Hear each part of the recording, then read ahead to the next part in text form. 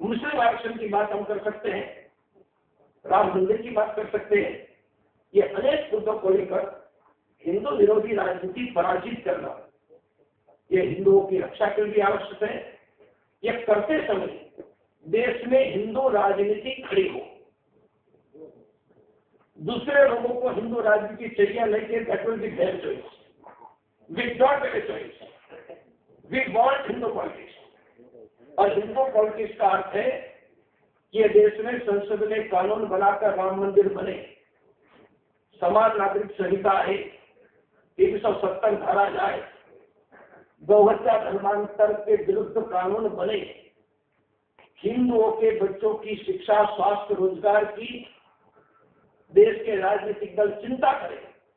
यह सभी दलों पर दबाव बनाना हमारा काम है और इसलिए देश के सभी दलों के सांसदों को मिलकर हमने राम मंदिर के बाद हमने समझाई है, वह हम समझाते रहेंगे, उनका दबाव बनाते रहेंगे, सभी दलों को कहेंगे कि इनके बारे में बोलो, सभी दलों को कहेंगे कि चुनावी घोषणा पत्र में सम्मिलित करो, वचन दो।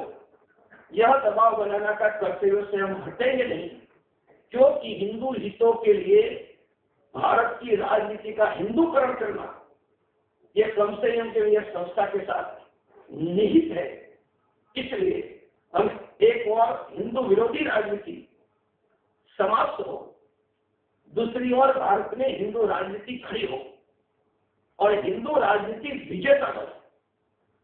यह दोनों एंगल हमारे में रहेंगे और उसमें संघ परिवार में जो राजनीति में नहीं है उनकी जितनी मर्यादा है वह मर्यादा का पालन हम किसी दल के मंच पर नहीं जाएंगे, हम किसी बूथ पर नहीं बैठेंगे, परंतु व्यक्तिगत बातचीत में, ग्रुप मीटिंग में, भाषणों में अपने विचारधारा, जब हम मुस्लिम आरक्षण की बात करेंगे, कम्युनल टारगेटेड वायलेंस एक्ट की बात करके तो कौन ला रहा है, बहुत स्पष्ट है।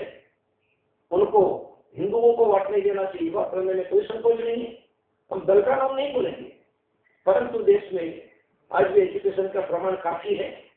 हम जब कोई विषय लेकर बात करते हैं तो उनके ध्यान में आ जाता है। इसलिए भारत की राजनीति में हमारी भूमिका है, रहेगी।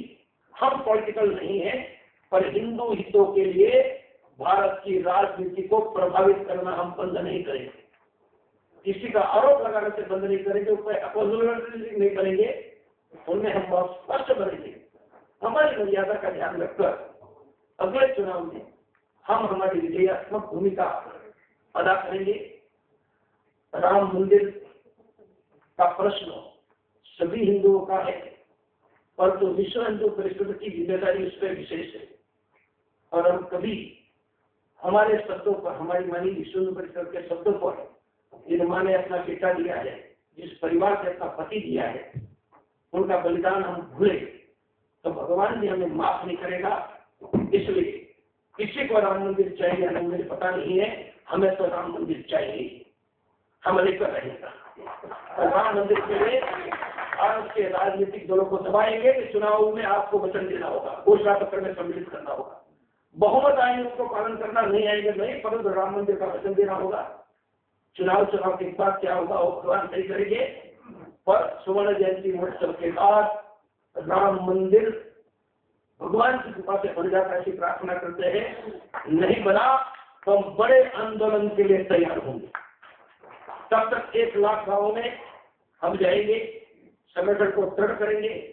सम्मेलन के बाद जनता का विश्वास फिर से खड़ा करेंगे और उनके आधार पर मंदिर बन जाता है, ऐसी प्रार्थना करें।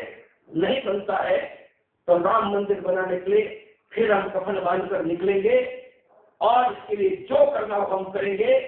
सरकार किसी की भी आएगी, इसलिए स्पष्ट सुन लीजिए, सरकार किसी भी की आएगी, राम मंदिर चुनाव के बाद संसद में कानून से नहीं बना, हमारा आंदोलन निश्चित होगा।